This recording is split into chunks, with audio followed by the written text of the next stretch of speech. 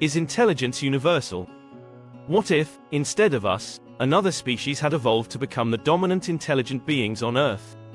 Would they have the same lives as we have right now? Today, I want to ask a question rather interesting and puzzling to me. What if another species, with its own abilities and social structures, had developed intelligence and built advanced civilizations? But first, let's try to figure out what we mean by intelligence. Philosophically, it is the ability to think and learn from experiences and adjust to new situations. Scientifically, it includes problem-solving skills and social interactions, including communication skills. Not only is it advanced by the individual brain power but also that of the culture and knowledge. Determining factors. It is important to note that every organism alive does have a few basic needs in order to live, such include the need for food, water, shelter, and the ability to reproduce. These are the basic determining factors that would be the building blocks of any intelligent life in this universe, whether it is on land or underwater. The factors of advantage, once a species can reliably provide for these basic needs, would be elements like advanced communication, social cooperation, and adaptability to different environments. To give an upper edge, innovation or tool creation and technology might just fit the bill, seeing a species through the ability to mold their environment and expand their influence. So, consider this: if not humans, some other species would have evolved to be the brainiacs of this Earth. Why consider these commonalities? Because considering these common points, it makes me wonder if intelligence life, this way or another, is destined to be in a certain way. Would they have invented agriculture and industry, developed their own ideologies, and economic models? Would they also pollute the Earth so much that would they have to come up with green energy solutions? It is funny to think about citizens of some advanced cat civilization protesting against the tourist invasion of their cities or complaining about the high inflation they've been having. But maybe, it wouldn't be too far away from the truth. In spite of slightly different nuances, would not all the intelligent life mean one big picture deep down? Let's go through this thought experiment and see what the odds are. In this speculative scenario, I will point out the steps we've had as Homo sapiens step by step and try to see, well, if there is any other way. Stage 1, Social ties and communication. The first development was of complex social bonds and communication skills. Most intelligent species have very strong social structures and their communication methods. A good example is that primates develop different vocalizations, use body language, and expressions on the face to pass information. Birds like parrots would duplicate sounds and even make more complex calls of their own. All these means of communication would grow even more advanced in an intelligent society, offering them details in the delivery of information and further making coordination in groups easier. But are the corresponding social bonds and communication requisites for the development of further intelligence? Stage 2, Tool use and tool manipulation. Humans learned how to use and then how to produce tools, and that was a point of no return. Early hominins learned to walk upright at a time when their brain was beginning to increase in size, approximately 6-7 million years ago. Species such as crows and primates are already known to use tools, but if these further evolved, they might develop more complex tools using their unique physical adaptation. They might create tools made from the natural world that could be used in foraging and even building. Stage 3, Environmental adaptation. Humans adapted to the different environments and started to build shelters and make clothes to survive. Other intelligent species would have developed habits of habitation, constructing structures that match environmental features. They would be likely to utilize naturally available materials for buildings that could endure an equilibrium level of the adversities of their environments. For instance, the taming of fire 1 million years ago by Homo erectus ushered in a major transition from raw food eating. Cooked food ensured better nutrition with more energy to fuel brain expansion. These living spaces could be centers of activities where a group of humans could work together on hunting, exploring, and socializing.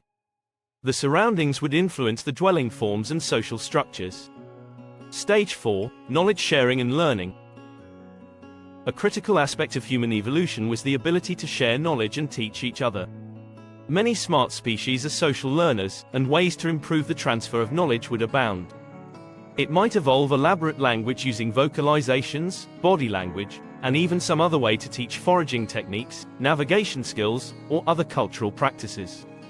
Some 50,000 to 100,000 years ago, complex language increased highly between processes of complex communication, social structures, and knowledge transmission.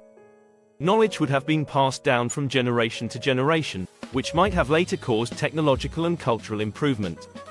Think of a school where young ones are taught about the history and skills of their species. Stage 5, cultural and technological development.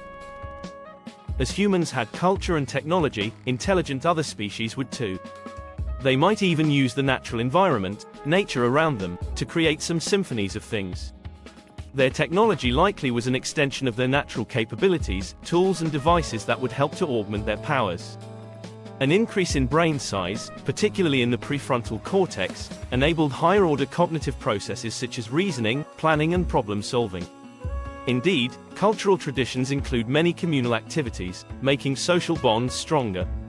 Stage 6, societal organization and economy. Human societies became organized into complex structures with economies based on trade. Other intelligent species could build similar systems, where their communication methods would help in the exchange of goods.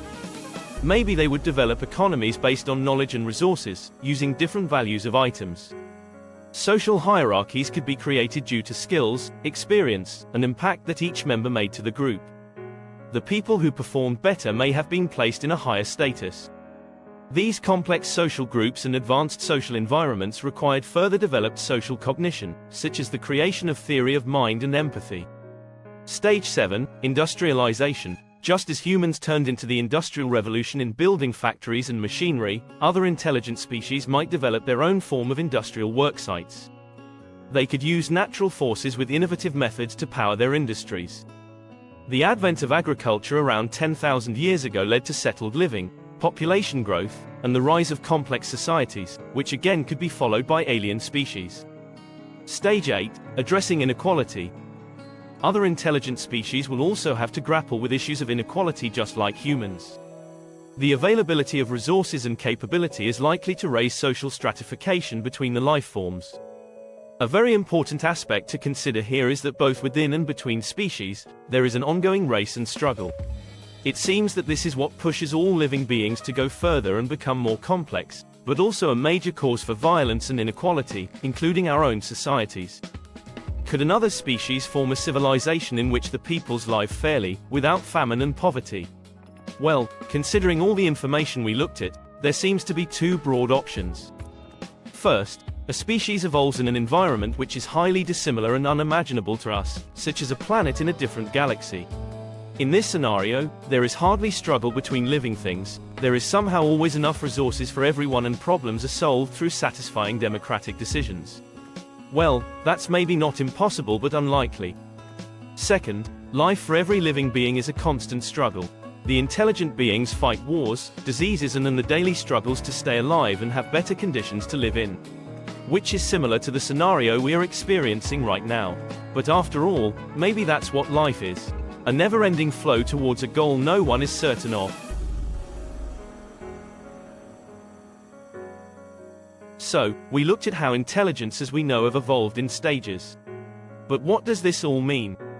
It seems like any species that would gain high levels of intelligence need to in one way or another master a certain set of skills.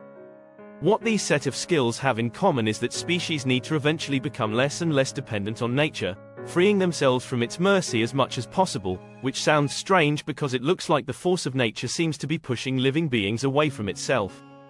We have speculated on stages of intelligence development. It is difficult to imagine a different way it could develop because competition in nature existed long before a species as intelligent as Homo sapiens came to being. Don't get me wrong, I'm not trying to take away the blame for all the misery in the world from us and calling it the natural course of things. I believe that having this perspective in mind would help us to have a healthier relationship with ourselves and with our universe. Ultimately, such a thought experiment leaves one with an appreciation for the path human evolution followed. While other species exhibit amazing intelligence and complex social behaviors, the very special set of conditions that placed humanity at the top of the world are a rare combination of chance and adaptability. Another species evolving toward intelligence from a scientific point of view would, therefore, most likely require a series of unique environmental pressures and genetic mutations. For example, dolphins have demonstrated high cognitive abilities, but the juxtaposition of their aquatic environment with advantages and challenges relative to life on land presents a course so specific and unlikely to be replicated. But are people really all that special? The answer may not lie in our abilities but in our curiosity and imagination. Imagining civilizations with regard to other intelligent species is what reminds me of our own progress and potential, not to forget of the diversity that there is in life and intelligent possibilities in the world and beyond. What does it signify if all forms of intelligence are destined to be alike in the larger scheme? Does it mean that there is a single truth to the universe? Does it necessarily hint at a creator? Does that mean that some sort of destiny exists? I hope you've enjoyed coming along on this speculative journey into intelligent life. What did you think of this one?